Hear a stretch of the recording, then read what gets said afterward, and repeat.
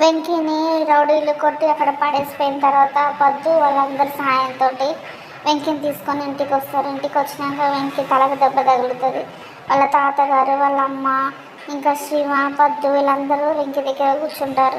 వెంకీ వాళ్ళ అమ్మ బాగా ఏడుస్తూ ఉంటుంది.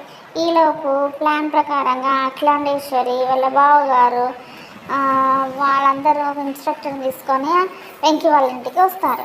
వచ్చేసరికి అందరు బయటకు వస్తారు. వెంకీ వాళ్ళు వచ్చిన తర్వాత అఖిలాండేశ్వరి అంటుంది కదా, ఇన్స్పెక్టర్ గారు ఇతనే నా కొడుకును కిడ్నాప్ చేశాడు, త్వరగా అరెస్ట్ చేయండి అని చెప్పేసి అంటుంది.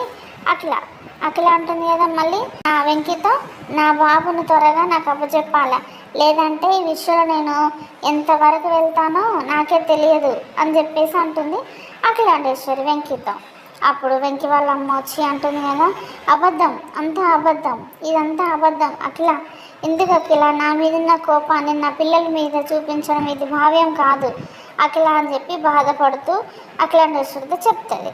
అప్పుడు అఖిలాండేశ్వరి అంటుంది కదా, అబ్బో నీ పిల్లలు ఏ నేరం చేయలేదా, ఏం నేరం చేయలేదని నువ్వు చెప్తున్నావా, విత్ ఒకటైతే చెట్టు ఒకటి వస్తుందా అన్నట్టు నువ్వు సరైన దానివే అయితే నీ పిల్లలు ఇట్టగాక ఇంకెట్టా అని అనబోతుండగానే వెంకీ కోపం వచ్చి ఏయ్ అని చెప్పి చెయ్యి వేలు పెట్టి చూపిస్తాడు వాళ్ళ అఖిలాండేశ్వరికి.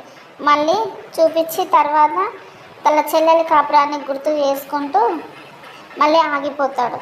అప్పుడు అఖిలాండేశ్వరి అంటుంది కదా, కోపంతో నోట్లో మనసులో ఏదో అనుకుంటుంది. తర్వాత ఎస్ఐ గారు ఏం చేస్తారు, కానిస్టేబుల్స్ వెంకీని అరెస్ట్ చేసి తీసుకురండి అని చెప్పేసి వెంకీని తీసుకొని వెళ్తారు.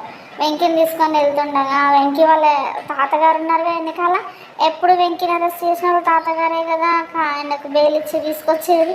కానీ మరి అఖిలాండేశ్వరి మరి వాళ్ళ నాన్నగారిని ఆపుతుందా, లేదా వాళ్ళ నాన్నగారు అఖిలాండేశ్వరి మాట వినకుండానే పోయి వెంకీకి మళ్ళీ బెయిల్ ఇచ్చి తీసుకొస్తాడా, ఏం జరుగుతుంది?